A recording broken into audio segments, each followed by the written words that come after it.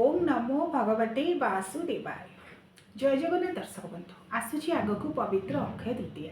बैशाख मास शुक्ल पक्ष तृतीयार तिथि होउछि अक्षय तृतीया, जो दिन समस्त प्रकार शुभ एवं मांगलिक कार्यर शुभारंभ करा जायथाय बोली विश्वास करा जाय एवं करा जाय मध्य।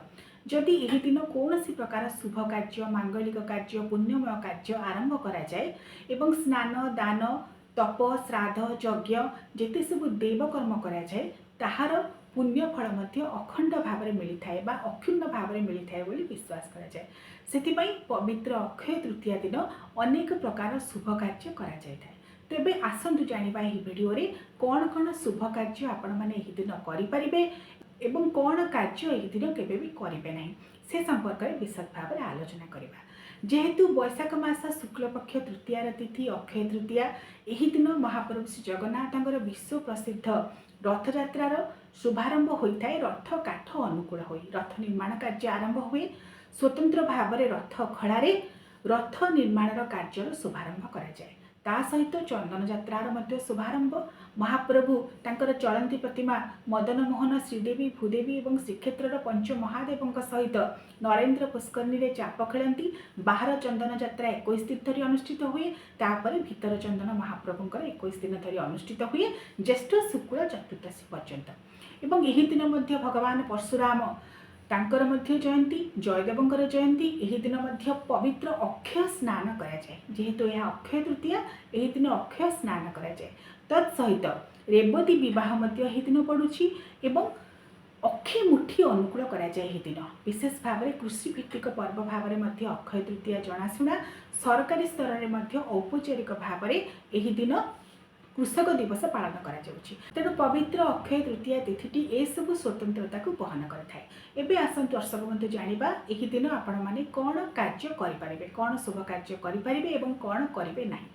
प्रथम कथाटी हेउछि जेहेतु चलित वर्ष अक्षय तृतीया एप्रिल 30 तारिख बुधवार दिन पड़ुछि। एही दिन उभय रोहिणी नक्षत्र रहुछि एवं मृगशिरा नक्षत्र रहुछि, जहा विवाह पई प्रशस्त। तेणु समस्त प्रकार विवाह पाणी ग्रहण कार्य व्रतोपनयन कार्य गृह प्रतिष्ठा गृह निर्माण गृह प्रवेश ये सब कार्य आपण माने एही दिन करि परिबे। ता सहित मंदिर प्रतिष्ठा विविध प्रकार जाग यज्ञ होम मध्य एही दिन करि परिबे। देवता मूर्तिंकर गठन आरंभ करि परिबे। देवता मूर्ति प्रतिष्ठा करि परिबे। ता सहित मध्य भूमि पूजा एही दिन करिवे। जेहेतु यह गोटे पवित्रतम तिथि एही दिन सत्ययुगर आरंभ होइतिला बोली विश्वास करा जाए। भगवान श्रीम नारायण विष्णु मत्स्य अवतार नैतिले।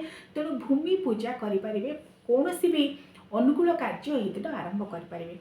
ता सहित नूतन जलाशयर प्रतिष्ठा करि परिबे। खनन मध्य आरंभ करि परिबे एवं जेते सब क्रय विक्रय कार्य मध्य पवित्र अक्षय तृतीया दिन आपण माने करि परिबे। कारण जेहेतु प्रत्येक शुभ मांगलिक कार्य एही दिन करा जिवो।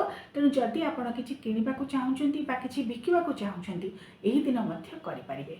जदि नूतन भाव में जमी किनिबा को चाहुचंती घर किनिबा को चाहुचंती किछि शेयर किनिबा को चाहुचंती पूंजी निवेश करबा को चाहुचंती किछि नूतन व्यवसाय वाणिज्य शिल्प कार्य आरंभ करबा को चाहुचंती ताहाले मध्य एही दिन आपण माने सही कार्य को आरंभ करि परिबे। कारण एही दिन जेउ भी कार्य आरंभ करा जिवो तार फल अक्षय भाव में बा अखंड भाव में मिली थाए बोली विश्वास करा जाए। ता सहित जो माने दूर यात्रा दूर को जीवाकू चाहूँगी कौन कार्य से जाई परिबे। कारण दूर जगह को जीवाकू हेले आग काल गोटे थिला शुभ मुहूर्त शुभ तिथि देखी लोक मैंने घर बाहर थे। तेणु अक्षय तृतीया दिन आपड़ जदि कौन दूर जगह को जीवाकू चाहूँगी ताहले मते जाई परिबे। एही दिन नामकरण करा जाई परिबो, अन्नप्राशन करा जाई परिबो, औषधकरण करा जाई परिबो, व्यवसाय वाणिज्यकरण जिते सब कार्य मध्य आपण माने एही दिन करि परिबे। छात्र छात्री मानकर विद्यारंभ कार्य एही दिन मध्य करा जाई परिबो। वृक्षरोपण करा जाई परिबो, दीक्षा ग्रहण कार्य मध्य करा जाई परिबो एवं नववस्त्र परिधान ठारू आरंभ करी हड़ प्रवाह एवं बीज बपन जो अखिमुठी अनुकूल बोली गोटे कार्य रही आमर पवित्र अक्षय तृतीया दिन आरंभ करा जाई थाए ताहार शुभारंभ एही दिन करा जाए। अखिमुठी अनुकूल अर्थात अक्षय मुठीर अनुकूल कृषि भित्तिक पर्व भाव में यह जेहेतु स्वतंत्रता बहन करे तेणु अखिमुठी अनुकूल करा जाए धान जमी रे। ता सहित समस्त शुभ कर्म जप तप होम यज्ञ ये सब को मध्य एक दिन आपण माने करि परिबे। एबे आसंतु जानिबा पवित्र अक्षय तृतीया दिन आपण माने कोन करिवे नाही।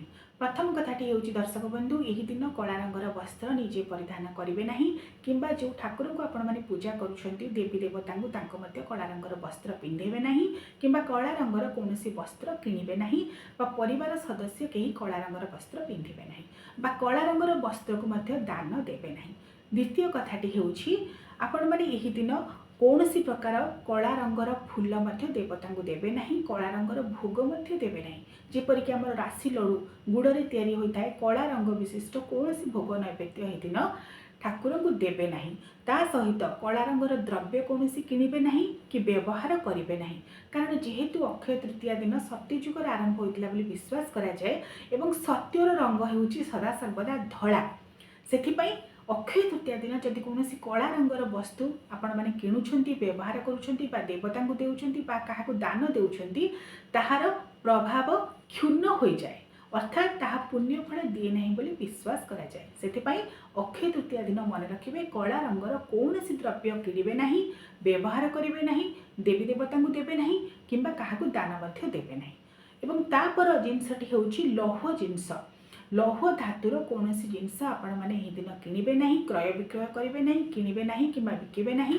किंबा देवी देवता पूजार लुहार कौन जिनसर व्यवहार करेंगे नहीं कि लुहा क्या दान मध्य देवे नहीं ता सहित देवता पूजन दान पर अन्न ग्रहण करेंगे जेहेतु यही दिन गोटे पवित्रतम दिन सर्वप्रथमे ब्रह्म मुहूर्त स्नान सारिबा परे सूर्यदेव को जल अर्घ्य प्रदान करबा परे देवता पूजन प्रथमे करेंगे तापर यथा संभव भाव में दान देवा चेष्टा करेंगे कौन कौन दान देवे ए संपर्क में वीडियो मु पूर्व अपलोड करिछि आपण मन चाहे से वीडियो देखिपारे अक्षय तृतीया दिन केउं सब दान दियागले अखंड पुण्यफल मिलता है से संपर्क में विशद भाव में आलोचना करिछि तेणु देवता पूजन दान देवा परे ही निजे अन्न ग्रहण करेंगे ता सहित ब्रह्म मुहूर्त जो स्नान कथा मु कहली अक्षय तृतीया दिन ब्रह्म मुहूर्त जो स्नान करा जाए ताहाकू अक्षय स्नान कहा जाए अक्षय स्नान करने पर ही देवता पूजन एवं दान धर्म जहाँ सब करने कथा आपण मैंने करेंगे